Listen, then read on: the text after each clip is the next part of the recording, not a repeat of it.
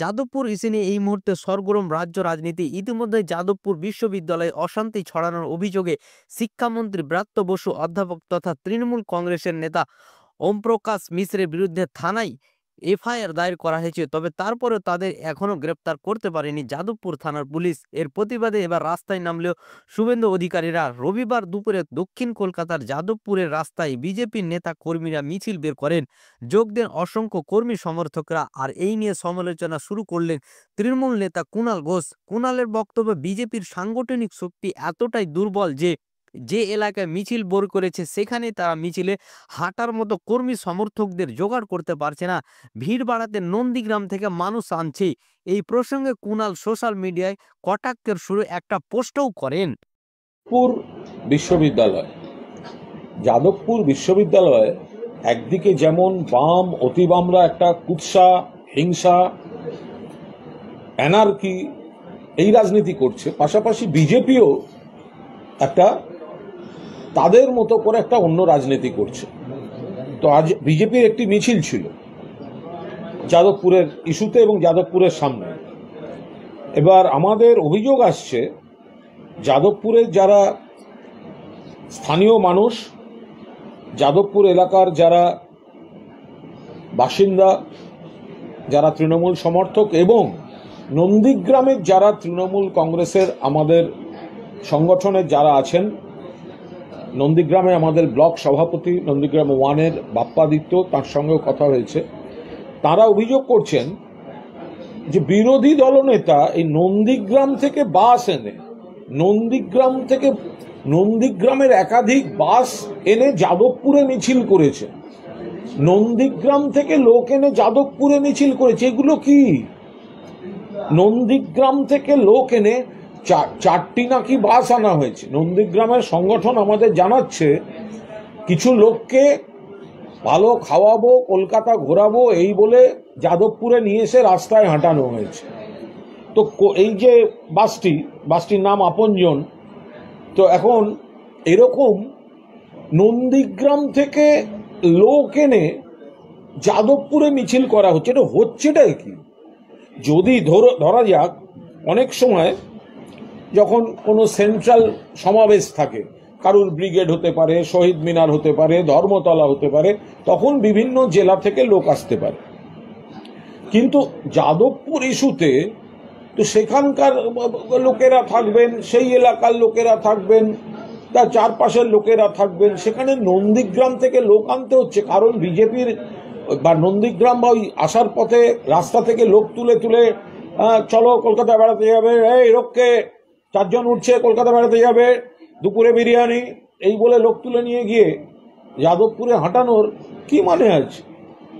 তো ফলে আমরা বলছি যে একাধিক অশুভ শক্তি এগুলো নিয়ে ফায়দা লুটতে নেমেছে। মানুষের সামনে এটা ক্রমশ ধরা পড়ে যাচ্ছে। আমরা বারবার বলছি, বাম অতিবামদের ন্যাক্কারজনক রাজনীতি, আবার বিপরীত দিক থেকে ভারতীয় জনতা পার্টিরও একটা কুৎসিত রাজনীতি। লোক নেই, জোর নেই, এখান থেকে ওখান থেকে অন্য জায়গা থেকে 2-4টে করে এনে তারা কলকাতায় দেখাচ্ছেন, হেঁটে যেন দেখাচ্ছেন তাদের সঙ্গে অমুক লোক আছে, তমুক লোক আছে। আরে আনছেন তো দূরের জায়গা থেকে বাসে করে। শুভেন্দু নন্দীগ্রাম থেকে লোক এনেছেন, এটা কোনো কাজের কথা হলো? এটা কোনো হতে মানে এটা কোনো একটা বাস্তবসম্মত জিনিস হলো? যাদবপুরে মিছিল করতে নন্দীগ্রাম থেকে লোক আনতে হচ্ছে।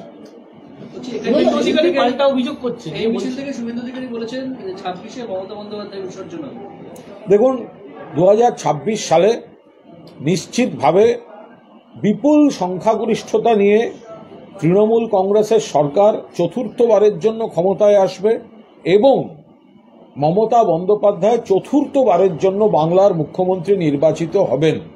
বিজেপির এবং অন্যান্য দলগুলির কোনো ভবিষ্যৎ নেই। তারা শুধুমাত্র তাদের কর্মী সমর্থকদের একটু মনোবল তো ক্রমশ ভেঙে যাচ্ছে চাঙ্গা করার জন্য একদম রুটিন মাফিক এই ধরনের কথাগুলো বলছেন। যেগুলো বলছেন সেগুলো তারাও বিশ্বাস করেন না। যাদের যাদবপুরে প্রিন্স আনোয়ার শাহ রোডের কাছে মিছিল করতে গেলে নন্দীগ্রামের আপনজন বাস বোঝাই লোক আনতে হয়, আরো 3টে লোক নন্দীগ্রাম থেকে আনতে হয়, তো তারা কি সরকার গড়ার কথা আসছে কোথার থেকে? শুভেন্দু অধিকারী একই সঙ্গে বলছেন যে যাদবপুর হচ্ছে পুরো মাকু সেতুদের সেটিং এর জায়গা।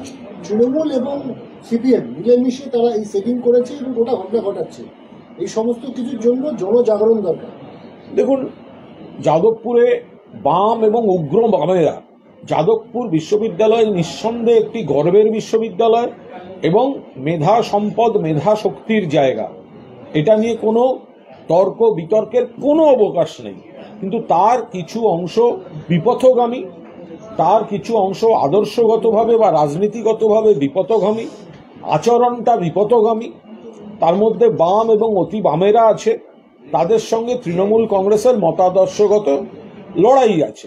তো ফলে এই ধরনের অবান্তর অভিযোগ, আর এই সেটিংয়ের কথা যদি হয় তাহলে বাবুল সুপ্রিয়কে বাবুল তখন বিজেপিতে ছিলেন, তো বিজেপিকে যখন আক্রমণ করেছিল এই যাদবপুরের ওই অংশটা, তাহলে তখন কি, অবশ্য শুভেন্দুবাবু তখন অতটা বলতে পারবেন না, তো এখন তাহলে তখন কি বিজেপি আর নকশালদের সেটিং হয়েছিল? হিন্দু ভোট কাটতে সিপিএম কে নামিয়েছে তৃণমূল, শুভেন্দু অধিকারী অভিযোগ করেছে। হাস্যকর কথাবার্তা। শুভেন্দুবাবু ভোটটাকে অন্যভাবে অপব্যাখ্যা করছেন।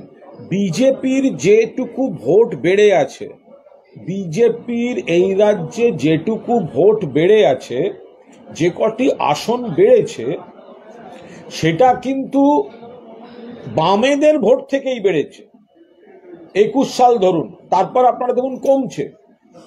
24 সালেও বিজেপির এমপি কমে গেছে লোকসভায়, কিন্তু বিজেপির যে ভোট ওটা বেসিক্যালি বাম ভোট।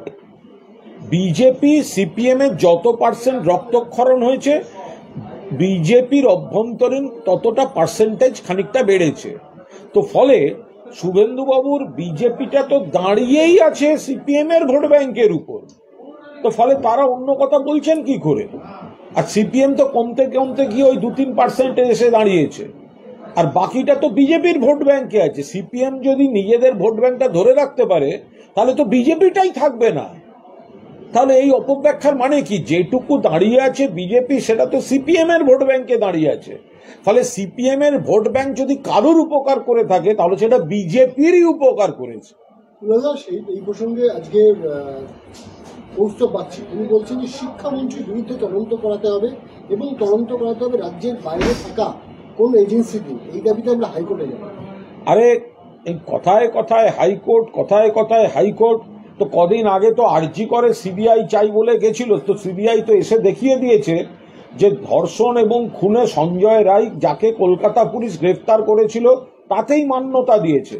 ফলে এইসব যাদের মানুষের সঙ্গে কোনো সম্পর্ক নেই, যারা সংগঠনে কোনো ত্রিসীমানায় যায় না, যারা নিজেদের বাড়ির ওয়ার্ডে 300-র বেশি ভোট পায় না, বিপুল ভোটে হারে 150-200 ভোট পায়, তো তারা কথায় কথায় যদি হাইকোর্টের কথা বলতে যায়, তো তার মানে এটা তাদের জনসংযোগ নেই, মানুষের দরবারে বিচ্ছিন্ন যাবে, আবার সিবিআই এসে দেখিয়ে দেবে যে সিবিআই কলকাতা পুলিশ যে তদন্ত করেছে সেটাতেই মান্যতা দেবে।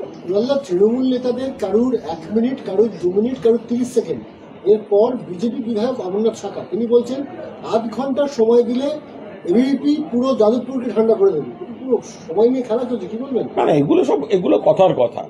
এগুলো বলা হচ্ছে যে বিপথগামী উগ্র আচরণ করা যারা করছে, এই উগ্রতা যদি অন্য কেউ দেখায় তাহলে ওই ভেতরে বিচ্ছিন্ন দ্বীপে বসে ওই উগ্রতা দেখানো উচিত নয়।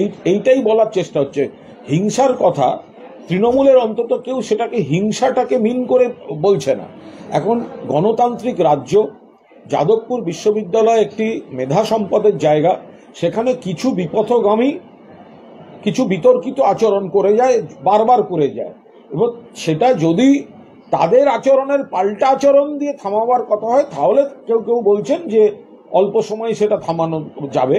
এর সঙ্গে কোনো হিংসার, হুমকি ইত্যাদির কোনো সম্পর্ক নেই। যারা কেউ ঢুকলেই আক্রমণ করে, কেন্দ্রীয় মন্ত্রী বাবুল সুপ্রিয় আক্রমণ, রাজ্যপাল ঘেরাও, রাজ্যের মন্ত্রী ব্রাত্য বসু তাকে হত্যার চেষ্টা, তার পরিপ্রেক্ষিতে এই কথাগুলো বলা। অত্যন্ত অভিজ্ঞ মানুষ, অধ্যাপকও ছিলেন, বিভিন্ন সময়ের বিভিন্ন যুগের রাজনীতিগুলো দেখেছেন। তার অভিজ্ঞতা থেকে তার যদি কোনো ব্যক্তিগত মতামত দেন, সেটা নিশ্চিতভাবে তার নিজস্ব ব্যক্তিগত মতামত তিনি দিতেই পারেন, তিনি যথেষ্ট অভিজ্ঞ, এর ওপর দাঁড়িয়ে কোনো মন্তব্য করব না। বললাম এই যাদবপুরে আজকে মিছিল হয়েছিল যে বিজেপি সেখানে একটা মজার ঘটনা ঘটেছে। যাদবপুরে যে বিজেপির বিধায়ক গেছিলেন অমরনাথ শাখা, তিনি গোটা বক্তব্যে যাদবপুরকে একটি কলেজ বানিয়ে ছেড়েছেন এবং তিনি সব জায়গাতেই তিনি বলেছেন যে যাদবপুর একটা কলেজ, একজন জনপ্রতিনিধি হিসেবে তার এই জ্ঞানটুকু নেই কোনটা বিশ্ববিদ্যালয়। দেখুন, যাদবপুর বিশ্ববিদ্যালয়ের ভেতরের একাংশের পড়ুয়ার বিপথগামী আচরণ নিয়ে আমরা নিশ্চিতভাবে সমালোচনা করব, কিন্তু যাদবপুর বিশ্ববিদ্যালয় যে গোটা বিশ্বে পশ্চিমবঙ্গের শিক্ষাক্ষেত্রের মান উন্নয়নে অন্য আরও কয়েকটি বিশ্ববিদ্যালয়ের সঙ্গে যে একটা উজ্জ্বল নক্ষত্র, এবং যাদবপুর বিশ্ববিদ্যালয় যে একটি মেধা সম্পদের কেন্দ্র, এটা তো অস্বীকার করার কোনো জায়গা নেই। এখন যদি বিজেপির নেতারা যাদবপুর বিশ্ববিদ্যালয়কে কলেজ ভাবেন, ওইখান থেকেই তারা ভাবেন যে একটা পঞ্চায়েত দখল করলে ভাবেন রাজ্য দখল, ওই কেসটাই গলিয়ে যায় ওদের। যে যিনি বিশ্ববিদ্যালয়কে বলছেন কলেজ, তো তার আসলে ওই কোনো একটা পঞ্চায়েত হয়তো জিতে ফেলেছেন বা একটা বিধানসভা জিতে ফেলেছেন, ভাবছেন রাজ্য দখল হয়ে গেছে। ফলে রাজ্যটা যে অনেক বড়, এই ব্যাপারটাই তাদের মধ্যে নেই। 2024 পয়লা জানুয়ারি থেকে 2025 পয়লা জানুয়ারি এই এক বছরে উত্তরবঙ্গে একাধিক বিধানসভা এলাকায় ভোটার বেড়েছে। উত্তরবঙ্গ বিজেপি সংগঠন অনেকটাই ভালো। ভুয়ো ভোটার ইস্যুতে তাই কি আপনাদের নজর বেশি? কোনো আলাদা করে কোনো বিষয় নেই। ভুয়ো ভোটার মমতা ব্যানার্জি ধরে ফেলেছেন, বিজেপির চক্রান্ত। মহারাষ্ট্র, দিল্লির পর বাংলায় ভুয়ো ভোটার, অন্য রাজ্যের ভোটারদের ঢুকিয়ে তারা সব কারচুপি করতে গেছিল। সেই জায়গায় দাঁড়িয়ে সমস্ত জায়গায়, বাংলার সব জায়গায় মমতা বন্দ্যোপাধ্যায়ের নির্দেশে দল স্ক্রুটিনি চালাচ্ছে, তৃণমূল কংগ্রেস স্ক্রুটিনি চালাচ্ছে। যেখানেই অস্বাভাবিক বা খারাপ জিনিস ধরা পড়ছে বা ভুল ধরা পড়ছে, অনিয়ম ধরা পড়ছে, সঙ্গে সঙ্গে সেগুলো চিহ্নিত করা হচ্ছে। আমরা জানি যে গতকাল কলকাতার একটা ঘটনা ঘটেছে, তৃণমূল কাউন্সিলরের স্বামীর বিরুদ্ধে অভিযোগ এবং একজনকে কাটারি দিয়ে পিটিয়ে দেওয়ার অভিযোগ। কলুটলায় যে ঘটনা ঘটেছে অত্যন্ত আপত্তিকর ঘটনা ঘটেছে, এর তীব্র নিন্দা করছি। পুলিশ প্রশাসন গোটা বিষয়টা দেখছে। কিন্তু বুড়াল্লা গতকাল রাতের ঘটনার পর যে চারজনকে গ্রেপ্তার করা হয়েছে, যিনি আক্রান্ত হয়েছেন তার বক্তব্য, যাদেরকে গ্রেপ্তার করা তার নাম অভিযোগকারী পত্রই নেই। অথচ যাদের বিরুদ্ধে অভিযোগ তাদেরকে এখন কাউকে গ্রেপ্তার করা হবে। নিশ্চিতভাবেই যে ঘটনা ঘটেছে, যে যুবকটির উপর এই বিপজ্জনক আক্রমণ হয়েছে, অবাঞ্ছিত ঘটনা, খারাপ ঘটনা, কলকাতা পুলিশ এবং সংশ্লিষ্ট থানা পুলিশের সংশ্লিষ্ট সব বিভাগ যারা এই হামলা করেছে তাদের খুঁজছে। ফলে এর বাইরে কোনো রাজনৈতিক মন্তব্য এখানে নেই। যারা করেছে, খারাপ কাজ করেছে, তাদের গ্রেফতার হওয়া উচিত। যে ব্যক্তি গুরুতরভাবে জখম হয়েছে সে সেরে উঠুক, চিকিৎসকরা দেখছেন, চিকিৎসা চলছে। আর পুলিশ প্রশাসন যারা হামলা করেছে তাদের দ্রুত ধরার চেষ্টা করছে। কিন্তু একটা প্রশ্ন উঠছে যে এই কলুটলা চত্বর বা এই যে বিধানসভা, সেখানে কিছুদিন আগেও একজন বড় চেয়ারম্যান, তাকেও কিন্তু প্রকাশ্য রাস্তায় মারধর করা হলো, তাকে ফেলে দেওয়া হলো। এই একটি বিধানসভাকে কেন্দ্র করে যারা এই হামলার রাজনীতি করছে, যারা এই ধরনের কোনো হামলার রাজনীতি করছে, তৃণমূল কংগ্রেস কোনো অবস্থায় এই ধরনের অপসংস্কৃতি বরদাস্ত করবে না। যারা সাধনা বসু 38 নম্বর ওয়ার্ডের কাউন্সিলর এবং বড় চেয়ারপারসন, তাকে যারা ধাক্কাধাক্কি করেছেন, বা গতকাল যারা ওই ওয়ার্ডে একটি মানে পাশেই কাছে ওয়ার্ডে যেগুলো করেছেন, অত্যন্ত খারাপ কাজ করেছে এরা। পুলিশ দেখছে গোটা বিষয়টা, পুলিশ কিন্তু দেখছে, পুলিশ অ্যাক্টিভ আছে। দল কি কোনো ব্যবস্থা নেবে? দল কি নজর রাখছে? এরা কারা করছে তাদের সঙ্গে মানে তৃণমূলের আদৌ কোনো সম্পর্ক আছে কিনা, মানে দল কি ব্যবস্থা নেবে? দলের কোনো মানে পরিচিত কোনো নেতা এসবের সঙ্গে যুক্ত নয়। এখন কোনো এলাকার কোন জটলা থেকে কারা কি করেছে, তো সেগুলো নিশ্চয়ই, আর বাকিটা দলের জেলা নেতৃত্ব, জেলা সভাপতি সুদীপ বন্দ্যোপাধ্যায় বলতে পারবেন। হ্যাঁ, সেটা হচ্ছে যে 14 বছর ধরে রাজ্যে ক্ষমতায় রয়েছে তৃণমূল কংগ্রেস, আর তৃণমূলেরই কাউন্সিলর তিনি বলছেন যে তিনি খুন হয়ে যাওয়ার আশঙ্কা করছেন। গতকাল রাত্রেবেলায় বেলগুড়িতে যে শুট আউট হয়েছে সেই ঘটনার পরিপ্রেক্ষিতে তাদের মন্তব্য। প্রশ্ন উঠছে যে কখনো তৃণমূলের কংগ্রেস কর্মী খুন হচ্ছেন, কাউন্সিলর। দেখুন, সবটাই রাজনীতির বিষয় না। তৃণমূলের দল বড়, তৃণমূল সব জায়গাতেই তৃণমূল। এবার তৃণমূল কাউন্সিলররা বা জনপ্রতিনিধিরা ভালো কাজ করছেন, বহু জায়গায় বহু অনিয়ম থামাবার চেষ্টা করছেন, বহুদিন ধরে চলে আসা ঘুঘুর বাসা ভাঙার চেষ্টা করছেন। এখন তারা সেই সব জায়গায় তারা মানে সেই সমস্ত স্বার্থান্বেষী চক্র নানা ধরনের জটিল চোরাবালি তৈরি করছে, নানা চক্রান্ত করছে। এই সব থেকে কিছু অপকীর্তি ঘটার আশঙ্কা থাকছে, সেগুলো পুলিশ প্রশাসন দেখছে। কিন্তু তৃণমূল কংগ্রেসের যিনি কাউন্সিলর তিনি যদি আশঙ্কা প্রকাশ করেন তৃণমূলের যদি পরিস্থিতি হয় তাহলে বিরোধীরা কোথায় যাবে? না, তৃণমূল কংগ্রেসের কাউন্সিলর মানে কি? তৃণমূল কংগ্রেসের কোনো জনপ্রতিনিধি তিনিই তো অনিয়মটা থামাবার চেষ্টা করবেন বা করছেন, পরে তিনিই শত্রু হচ্ছেন, বাকিদের উপর সেই শত্রুতার ব্যাপারটাই তো আসছে না। যেখানে পুরনো দিনের কোনো ঘুঘুর বাসা বা অনিয়ম চলছে আর তৃণমূলের জনপ্রতিনিধিরা যদি সেটা ভাঙতে যান, তো সেটা তো তৃণমূলের সেই জনপ্রতিনিধি টার্গেট হচ্ছেন, ফলে বিরোধীদের নিরাপত্তা নিয়ে এখানে কোনো সমস্যাই নেই, সাধারণ মানুষের নিরাপত্তা নিয়ে প্রশ্ন উঠবে, কোনো প্রশ্নই নেই। তার কারণ হচ্ছে যে ভাঙার চেষ্টা করছে, মানে অনিয়ম দুর্নীতি চক্রগুলো ভাঙার চেষ্টা করছে তৃণমূলের জনপ্রতিনিধি বা তৃণমূলের নেতৃত্ব। ফলে দু একটি বিচ্ছিন্ন ঘটনা বাদ দিচ্ছি, সাধারণভাবে সমস্তটাতেই তৃণমূল সেই জায়গাটাকে ঠিকঠাক রাখার চেষ্টা করছে। সেই জন্য ওই ঘুঘুর বাসা দুষ্কৃতী চক্র এরা তৃণমূলের নেতা বা জনপ্রতিনিধিকে টার্গেট করছে। বেশ কিছু জায়গায় দেখা যাচ্ছে গোষ্ঠী দ্বন্দ্ব এবং দুপক্ষই বলছে আমরা তৃণমূল। দেখুন, তৃণমূল কংগ্রেস একটা বিরাট পরিবার, তৃণমূল কংগ্রেস একটা বড় পরিবার, এত বড় রাজ্য, সেখানে মমতা বন্দ্যোপাধ্যায় আমাদের সর্বময় নেত্রী, বাংলার মুখ্যমন্ত্রী, অভিষেক বন্দ্যোপাধ্যায় আমাদের সর্বভারতীয় সাধারণ সম্পাদক। ফলে আমাদের পার্টি এক এবং ঐক্যবদ্ধ একটি পরিবার।